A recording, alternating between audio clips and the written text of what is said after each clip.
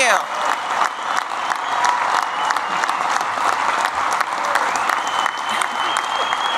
Thank you. Thank you. I'll keep this up, I may never leave. Thank you to President Sean McGarvey. Thank you to the National Building Trades Association. Thank you to every one of you. I was thinking about how to start this conversation, and President McGarvey was kind enough to marvel at the different works I've been doing. I've had some time in the last 4 years. You see, I bid for a job, my bid got denied, and you know when that happens, you just find other work to do. I found a few organizations to create, and I figured we might want to do something about democracy while we were at it.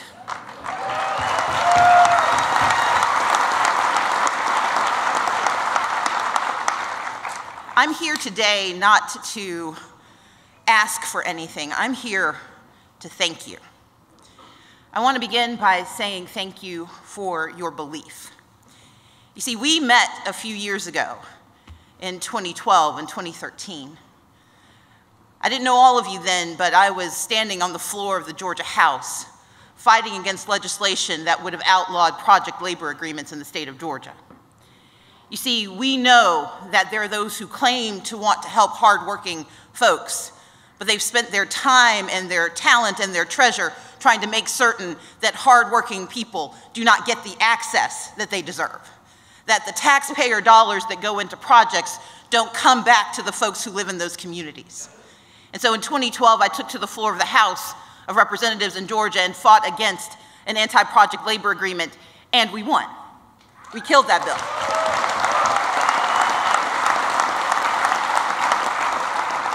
But here's the problem.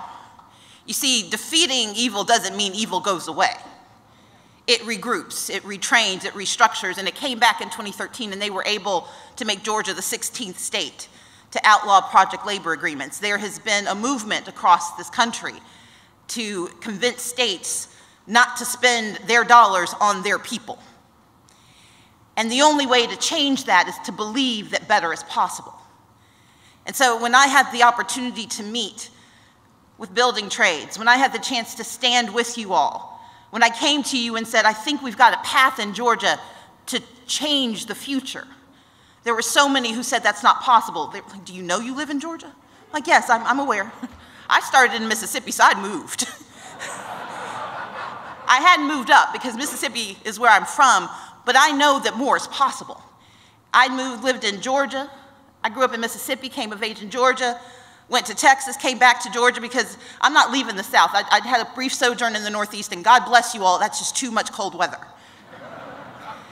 I planted my flag in Georgia because I was planting my flag in a place that sometimes was mired in the past but could reach for the future.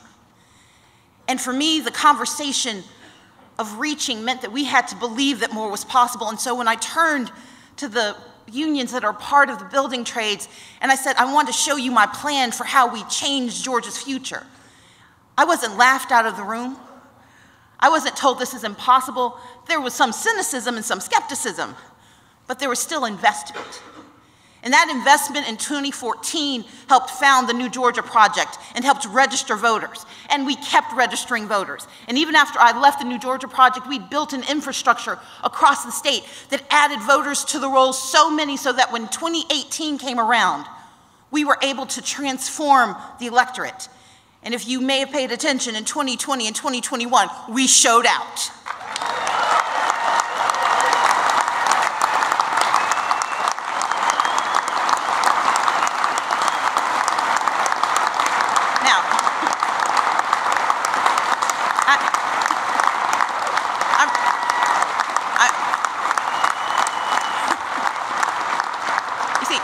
I'm from the Deep South, and we believe in hospitality. We're the kind of folks, we don't just offer you a glass of water, we give you tea with enough sugar to fuel you for many weeks. But we also offer you cookies. So we didn't just give you our electoral votes, we gave you Senator John Ossoff and Senator Raphael Warnock. We gave you the US Senate.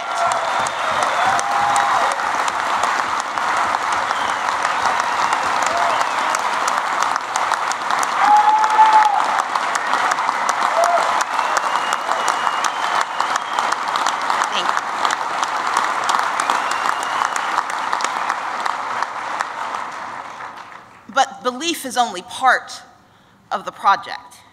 You see, when I sat with President McGarvey and when I sat with President Stevenson, when I talked to the members, the leadership of the building trades, when I talked about what was possible, they believed that Georgia was possible long before others did. They believed in Georgia when it seemed impossible, but they also remembered what we'd agreed on, that if they invested and we invested, we could change things.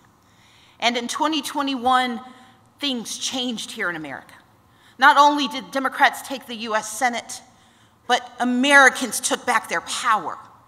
Because you see, for labor unions, you had been under assault for too many years. Assault from your enemies and sometimes ignoring your needs by your friends. But it was with this new organizational leadership, this new organizational power, that we not only got the American Rescue Plan, but inside that American Rescue Plan was rescue for our pensions, rescue for our promises, and making sure we did what we said we would do. You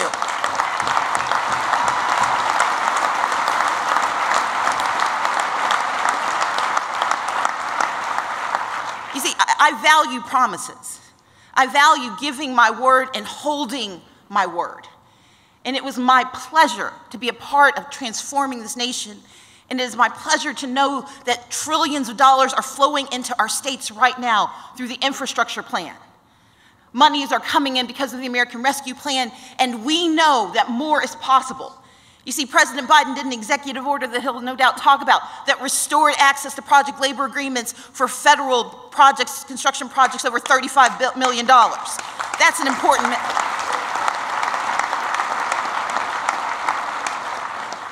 Because it's not just do you believe, it's what do you do when you win. And we know sometimes people win and they forgot who got them there. Folks win and they remember only their victory, don't remember everyone else's work. You see, I will never forget that whether I crossed the finish line in 2018 or not, the people who were with me showed up again in 20 and showed up again in 21. And by God, I believe they will be with me in 2022.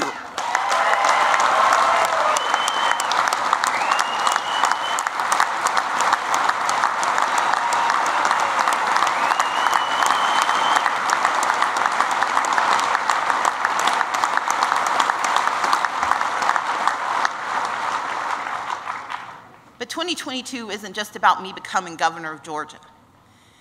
It's about whether or not we continue the promises we made to one another. My business partner, President McGarvey, was kind enough to point out that one of the businesses I started is called Now Account. My business partner was a Republican when we met. She's now an independent. But we have always come from different parts of the spectrum. But that's never stopped us from being able to work together. I know not everyone shares my politics. My responsibility is to make sure you share my values. I grew up with the value of hard work, the value of keeping your promises, the value of believing that everyone is entitled to success. I grew up in southern Mississippi with parents who worked hard. My father was a shipyard worker. My mom was a librarian, yes indeed. My mother was a college librarian who sometimes made less money than the janitor who cleaned the college. But they did not allow the present to determine their future.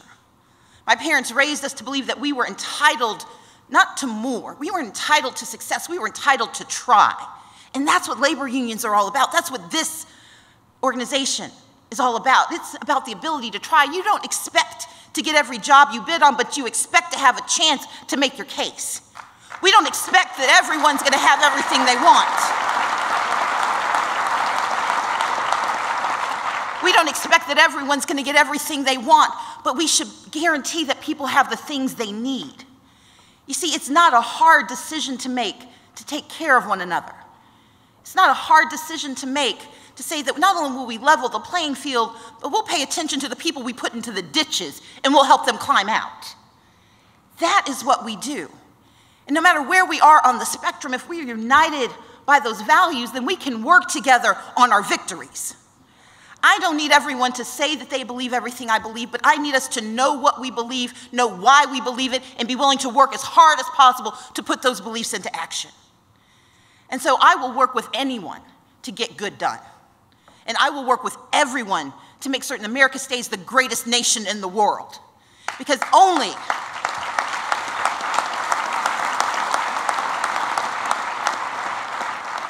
But we only get to claim that mantle when we take care of the least of these. We only get to claim that mantle when we protect those who don't know that they deserve protection.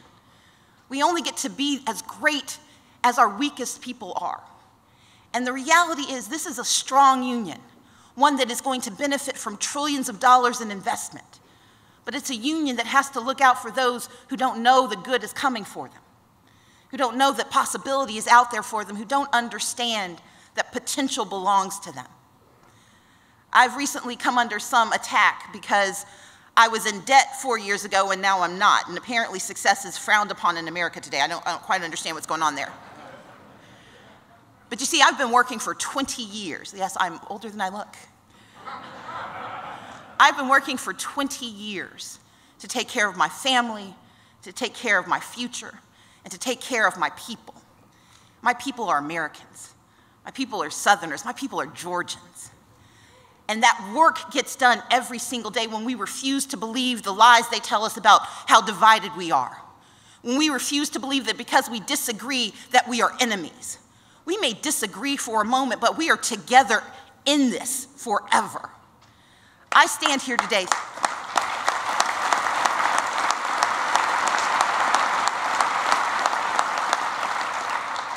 I stand here today because I believe in the promise of tomorrow. And in 2022, we're going to feel very good about ourselves. We're going to see the money flowing in. We've got the happiest governors in a generation.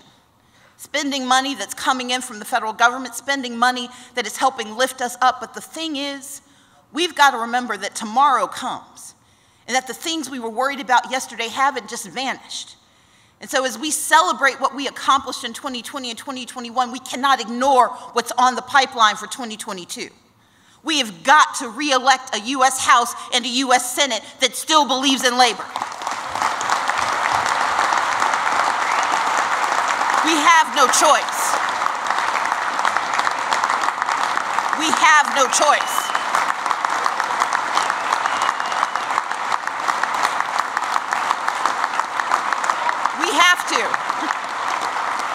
We have to give our president the support he needs to keep doing what's right, because we know what can happen if things start to go wrong.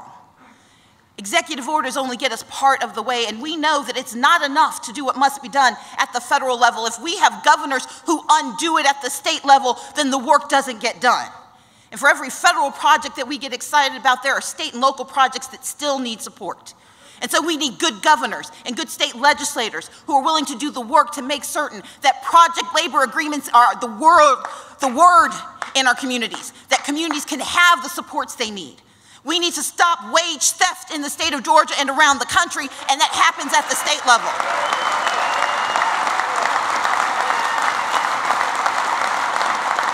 We have to.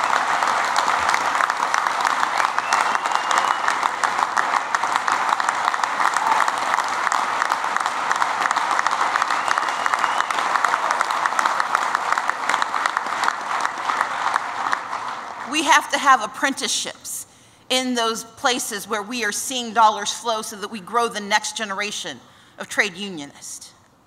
And more than anything, we have to have leaders who believe in the promise of tomorrow. I am here today to say thank you. Thank you for the investments you have made. Thank you for the beliefs that you have provided. Thank you for the work that you have done. And thank you for what you're going to do in 2022. There's a story I tell about my father that I think you've heard from me before, but I'm going to share it again. As I said, my dad was a shipyard worker, worked at Ingalls Shipbuilding in Pascagoula, Mississippi.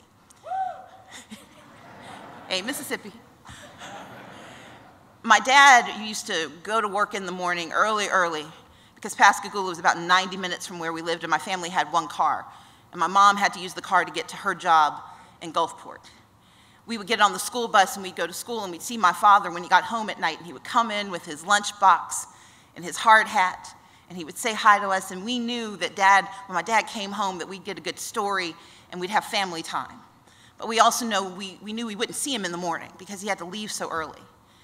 And during the winter, especially near Christmas time, my father would work overtime trying to make enough money to make sure that we could have a good holiday. And they decided to make it as hard as possible because I have 5 brothers and sisters.